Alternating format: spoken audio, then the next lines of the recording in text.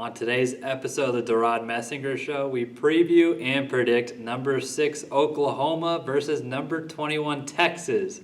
Longhorns fans, don't forget to like and subscribe for more content. It's greatly appreciated. And Sooners fans, you can do that too.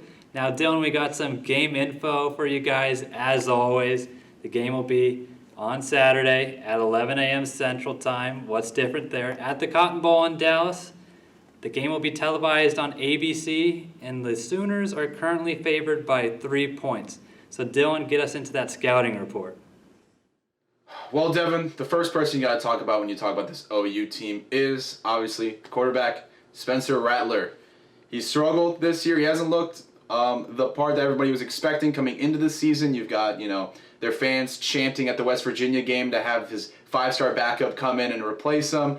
But against Kansas State last week, he had a 90 QBR. He had 243 yards passing, 2 touchdowns, and 1 interception that he's probably always going to throw in a game where he forces it downfield in double coverage and the other team picks it off.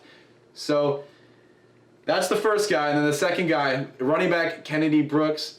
He's pretty solid, 15 carries, 91 yards, a touchdown. That is somebody that UT is going to have to cover for if they want to force Rattler to, make it one-dimensional, force Rattler to make some plays himself. Then obviously our boy Devon from our time covering Texas high school sports, Marvin Mims. He had 4 receptions, 71 yards. So that's a guy you got to account for. He's going to be Rattler's go-to target in this matchup. And then on defense, I have safety Patrick Fields, who had 9 tackles last week, as well as linebacker Brian Asamoah, who's going to be in for a long day against Bijan Robinson, who had 6 tackles. Now, what you're going to want to look at for OU is Rattler needs to stay patient. They're going to need to mix in a lot of options, QB reads, have Rattler kind of dissect the defense. And also for him, again, play patient. Don't force anything. Let it come to him. Check it down, maybe to Kennedy Brooks. Have some, get the ball to Marvin Mims on a 5-yard, in route or something like that. And then obviously on defense, stack the box against Robinson. You have to take Robinson out of this game. Make Casey Thompson do something with his arm. You cannot have Robinson beat you in this matchup. As you're saying with the Rattler, I think this would be the perfect game for some play-action passes. The Longhorns, like Brockermeyer, for example, at middle linebacker for the Longhorns, he's been getting banged up quite a bit recently. That means the Longhorns have to play a little bit more fresh faces more often in the game, and I think those play-action passes will really be able to freeze the linebackers, so that's something to watch out for in this game. See if Brooks can complement the passing game, as you said. So, of course, my scouting report, you already mentioned it, Spencer Rattler's out there doing his thing, not as incredible as expected. As you said, entering the season, he was the Heisman favorite. Now it's not too late to regain, I guess, your spot in that race, but if you play well in this one, that's where you do it. He's passed for over 1,200 yards so far and 10 touchdowns. And what's surprising to me is you're mentioning Mims. Mims has not caught a touchdown pass this season yet. He's leading the team in receiving yards, but this might be the game where he does it. And as you said, Dylan, Mims is just one of the guys, which is kind of the scary thing about the Sooners that you have to watch out for. They got Marvin Mims, Michael Woods II, Mario Williams, Jaden Hazelwood, and then you also got guys at tight end like Austin Stogner, who are 6'6", which creates plenty of matchup problems for the Longhorns. They've played some teams that like to score the ball.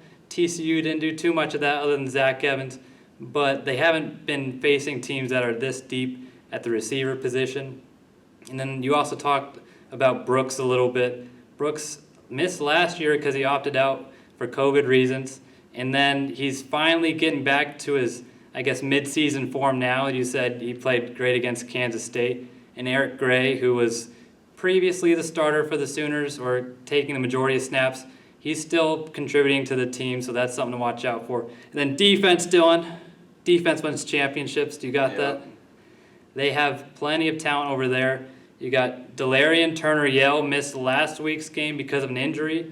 I would expect him to be back, Dylan. That's just how the Sooners do things. If it's a minor injury, hold him out a week before. Longhorns do that too. And then, as you said, that defensive front is really important for them in this game. They got Perion Winfrey and Isaiah Thomas, not the basketball player Isaiah Thomas, on that defensive line.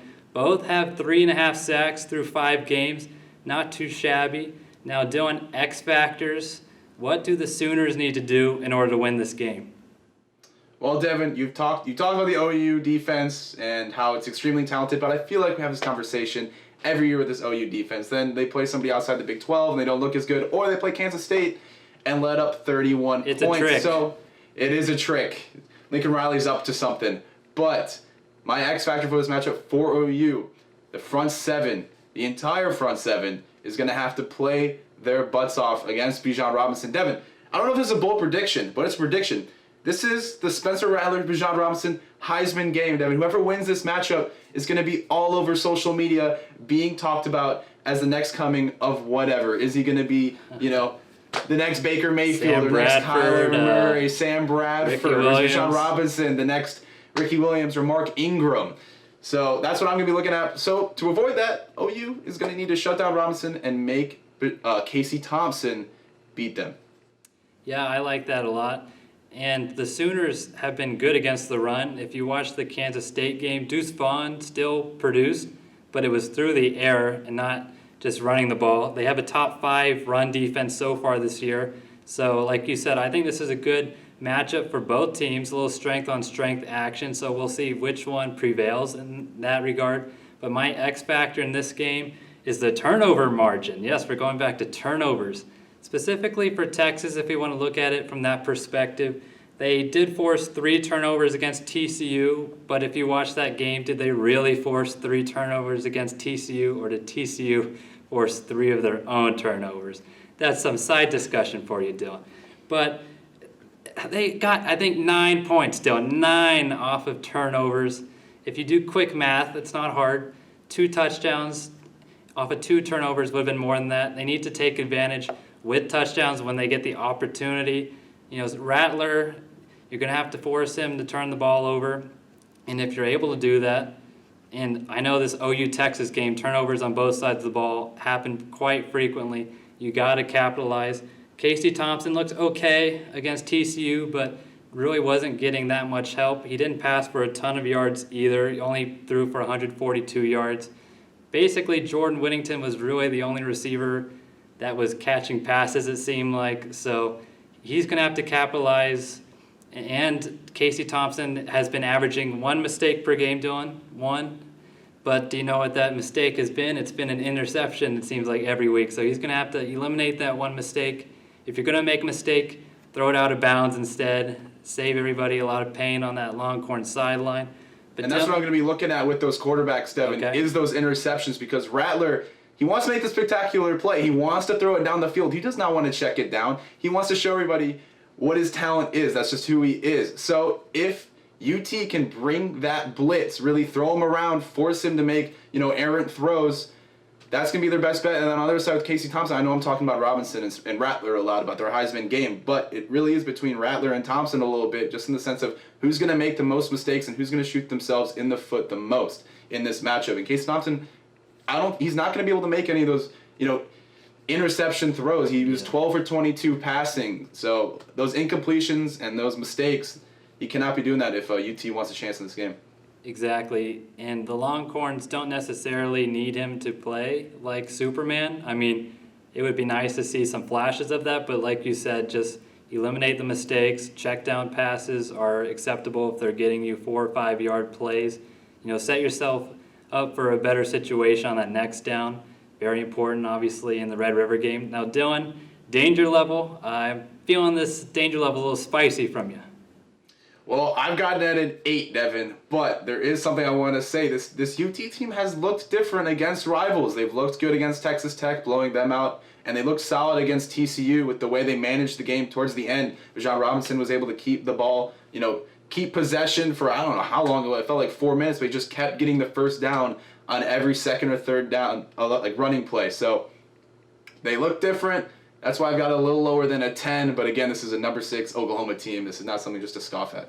Yeah, I agree. I also have it at an 8.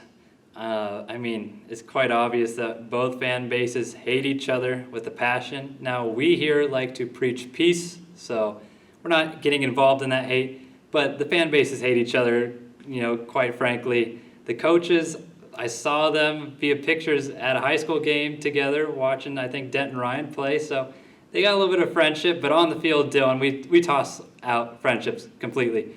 And the winner of this game has the easier path to a Big 12 championship appearance in Arlington at AT&T Stadium, which, I mean, there's still obviously other teams that will be competing for that against them, but this game really determines, who's probably going to end up there. So now, Dylan, prediction time. Who do you got? Well, I've got a high-scoring game, like most of these matchups have been. I've got 38-34. With the Longhorns, I think that running game with Robinson looking as great as he's been, especially Roshan Johnson being able to change the pace a little bit, get some fresh legs in there, and get some yardage.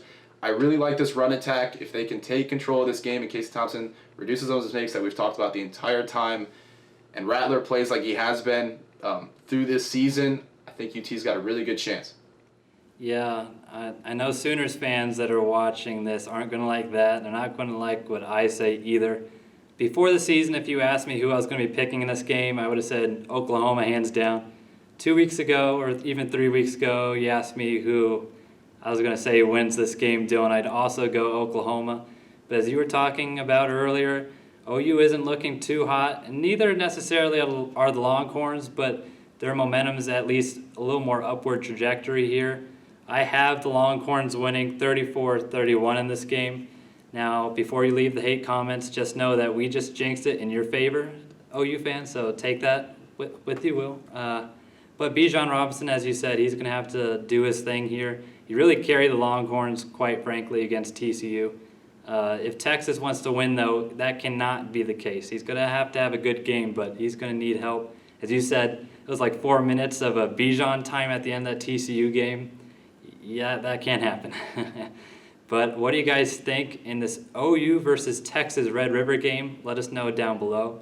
Don't forget to like and subscribe, and have a great rest of your day.